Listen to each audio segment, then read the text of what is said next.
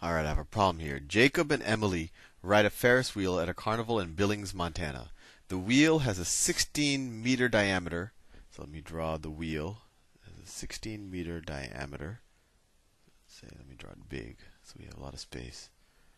So it has a 16-meter diameter. So what's its radius going to be? Its radius is going to be half of that, right? So if I were to draw its radius,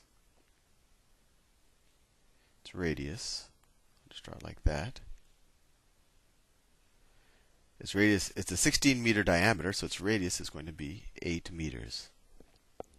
With its lowest point above the ground, with its lowest point 1 meter above the ground. So its lowest point is right here. This is its lowest point. And that is 1 meter above the ground. So this distance right here is 1 meter. Fair enough. Assume that Jacob and Emily's height h above the ground is a sinusoidal function of time where t equals 0 represents the lowest point on the wheel.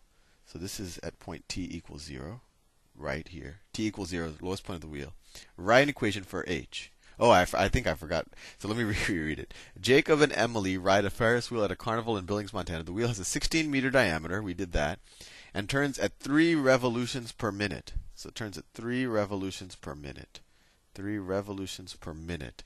With its lowest point 1 meter above the ground, assume that Jacob and Emily's height h above the ground is a sinusoidal function of time, where t equals 0. So we need to write a function of h, their distance above the ground, as a function of time.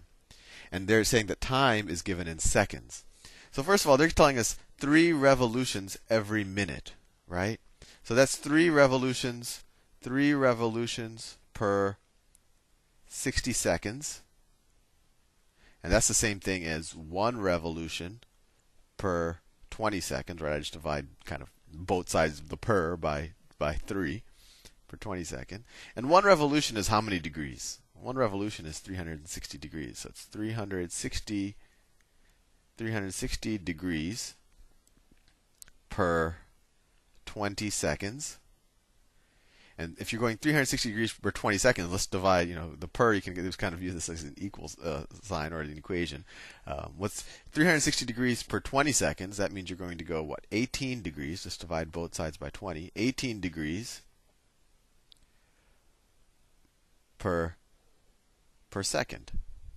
18 degrees per second. I mean, we could have done this with a numerator and denominator. 3 revs per, you could have said 3 revs over 60 seconds. That's actually how I should have done it. 3 revs over 60 seconds is equal to 1 rev over 20 seconds, which is equal to 360 degrees over 20 seconds, which is equal to 18 degrees, that's degrees, per second. Right? So we're going to travel 18 degrees per second.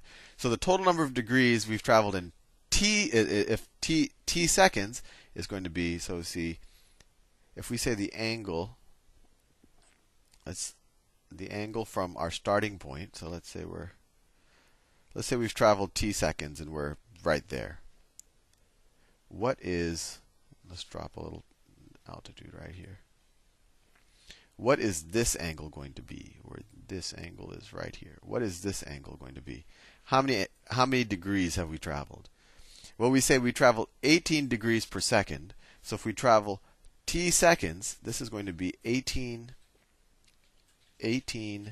t degrees, right? All right. So let's see if we can figure out how their height as a function of this, as a function of t, or as a function of this angle right here. So, at what is this height right here, up here? It's 1 meter plus the radius, because this distance right here is 8. So we could say that this point right here is h is equal to 9 at this point, right? We could almost view that as the h-axis, but so that's h is equal to 9. So at this point, how high are they? If this is h, so right now let me draw a little drop, go flat here. So we want to set their height above the ground. So their height above the ground is this distance, h, which is the same thing as this distance, h. So what is that distance? Well, it's going to be, if this distance is h, what is this distance going to be?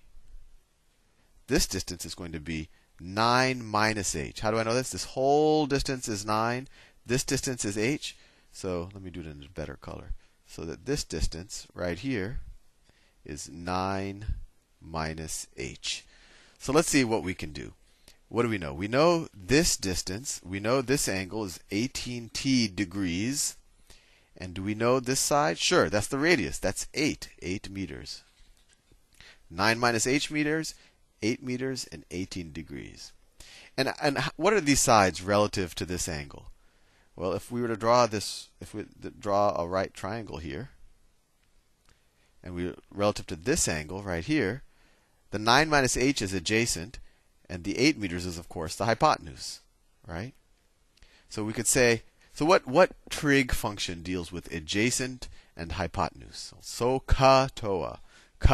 Cosine is adjacent over hypotenuse.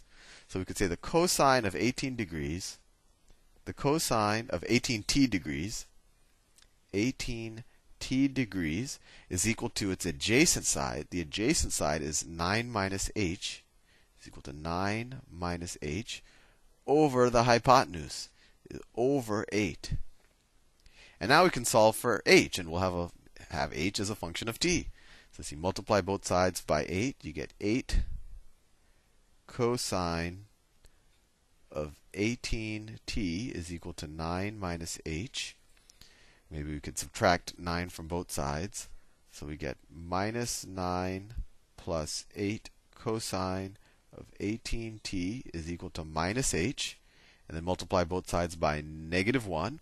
And then you get 9, positive 9, right? Minus 8 cosine of 18t is equal to h. Or h is equal to 9 minus 8 cosine of 18t. So there we have it. We have expressed h as a function of t.